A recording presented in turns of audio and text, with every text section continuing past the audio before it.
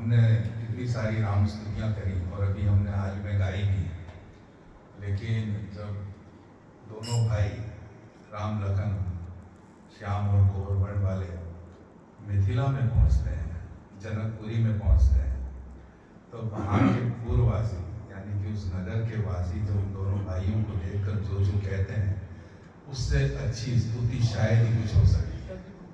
वो जो वर्णन करते हैं, जब ये पढ़ते हैं ना तो ये रोंगटे खड़े होते हैं। इतना सुंदर वर्णन, और उससे भी सुंदर वर्णन जब उस फुलवारी में सीता जी अपनी सखियों के साथ पधारती हैं।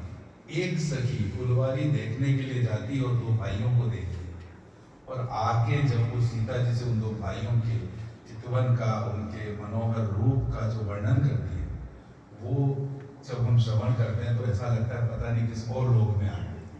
ऐसा लगता है कि मतलब पता नहीं बाबा तुलसीदास जी ने क्या करा है, कैसे लिखा है। हम अपने आप को शायद मिथिला में ही पाते हैं कि हमको लगता है हम जनकपुरी का एक भाग हैं और उस फुलवारी में बैठे हुए हैं। इधर श्री राम खड़े हुए हैं, इधर सीता जी आंखें नीची करके उनको देख रही हैं, और उसके बाद जो जो बातें आती हैं, मतलब इतना सारा सब कुछ हमको जो सीखने को मिलता है वो ये कि जब सबसे पहले गाधीपुत्र विश्वामित्र मिथिला पहुंचते हैं और उनसे मिलने के लिए राजा जनक जब वहां आते हैं, तो राजा जनक के मन में जो भाव चल रहा है वो क्या, वो पहले ही विदेह हैं, वैदेह राज के राजा हैं, पहले ही विदेह हैं। पर श्री राम के दर्शन करके उनके अंदर उनका मोह उत्पन्न होता है, तो उसमें वो लिखते हैं विदेह वो पहले ही थे, दर्शन करने के बाद फिर विदेह हो गए। इससे सुंदर अलंकार क्या हो सकता है। उसके बाद सीता जी जा रही हैं, चली गई हैं, मुड़ मुड़ के कभी पेड़ों को देखने के बहाने, कभी पत्तों को देखने के बहाने, कभी फूलों को देखने के बहाने श्री राम की ओर एक दृष्टि डालती है और हृदय में उनका चेहरा लेकर चल रही है। तो उसके बाद श्री राम अपने गुरु के पास पहुंच जाते हैं और शयन का समय होता है और वो रात्रि को चंद्रमा को देखते हैं। वो जो उपमा है वो हम सबके लिए बड़ी सुनने लायक है। चंद्रमा को देखते हैं तो उनको लगता है कि ये चंद्रमा सीता जी का ही चेहरा है। फिर कहते हैं ये कैसे हो सकता है, चंद्रमा तो घटता बढ़ता है, ये तो रात को ही निकलता है, दिन में तो ये दिखता नहीं है। ये तो जो कमल है उनका जो सौंदर्य है उसको ले जाता है अपने साथ सूर्योदय के समय। ये तो राहु के साथ कारण ग्रसित है, इसके अंदर तो विष है, ये तो जो विरह की नारियां हैं उनको दुख देता है। तो ऐसा दुखदाई, ऐसा कलंक वाला चंद्रमा उनका मुख कैसे हो सकता है। सीता जी तो इससे भी अधिक है। अब ये जो बातें हैं, ये जो सुंदरता है, ये सुन के जो पुलकन शरीर में आती है, हमको क्या सिखाती है।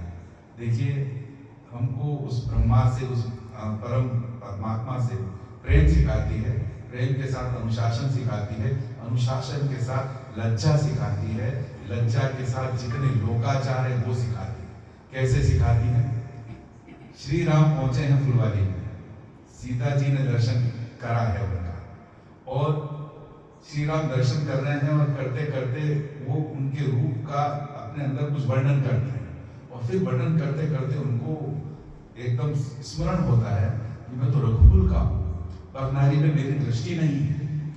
यहाँ पे विस्मयादिबोधक है, पर नारी में मेरी दृष्टि नहीं है, फिर सीता जी पे क्यों है। क्या सीता जी होने वाली है। और वो भाव आते ही वो एक अलग तरह का अनुशासन वहां पर बनाते हैं, एक अलग तरह का एक रेखा वहां पर बनाते हैं। और जैसी ये रेखा बनती है, सीता जी उनके दर्शन करने के पश्चात पहले वो माँ गिरजा की पूजा करके आ चुकी हैं, उसके बाद पुनः हम पूजा करने जाती हैं। और माँ गिरजा की जब वो पूजा करती है, जिसको हम लोग हमेशा सब गाते हैं, और उस पूजा के बाद मूर्ति से वाणी निकलती है, सीता जी अच्छा पूजा में भी देखिए वहां पे लज्जा कैसी है, समर्पण कैसा है, बड़ों का सम्मान कैसा है।